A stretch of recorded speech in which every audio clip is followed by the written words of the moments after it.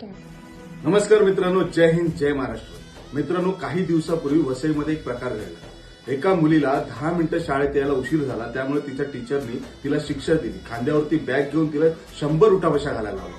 त्या 100 उठाबशामुळे तिच्या पाठीच्या मणक्यात रक्त जमा झाले आणि त्यामुळे ती सिरियस झाली आणि आज तिचा मृत्यू झालेला आहे. मित्रांनो, अशा निर्दय आणि कठोर मनाचे जे टीचर आहेत त्यांच्यावरती कडक कारवाई झाली पाहिजे, अशी मी प्रशासनाकडे मागणी करतो. मित्रांनो, नालासोपारा शहरामध्ये वसई विरारमध्ये अशा बेकायदेशीर शाळा अनधिकृत पद्धतीने चालत आहे. या सगळ्या शाळेवरती कारवाई झाली पाहिजे. अशा बेकायदेशीर शाळा बंद झाल्या पाहिजे, एवढीच मी प्रशासनाकडे विनंती करतो. आणि आपण शाळेमध्ये आपल्या मुलांना का टाकतो की ते 2 गोष्टी चांगल्या शिकतील, त्यांना लिहिता वाचता येईल आणि त्यांना ज्ञान मिळेल, म्हणून आपण शाळेमध्ये टाकतो ना. किंवा तिथे जाऊन अशा पद्धतीची शिक्षा घेऊन त्या मृत्यूच्या दारात पाठवायचं आपल्या मुलांना नाही ना.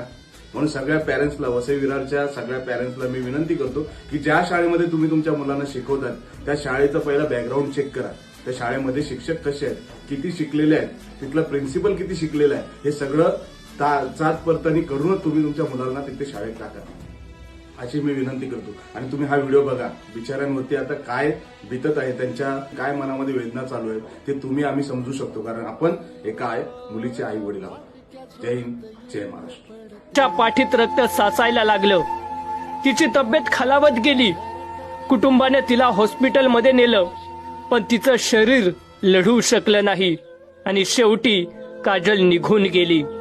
आईचं खुशीतलं उबदार स्वप्न तुटलं. वडिलांच्या खांद्यावरचं ओझं वाढलं आणि घरातलं हसू क्षणात शांत झालं. एक निर्दोष जीव गेला आणि एका शिक्षेने काजलची सर्व स्वप्न थांबली आणि संपूर्ण कुटुंब अंधारात जाऊन पोहोचलं.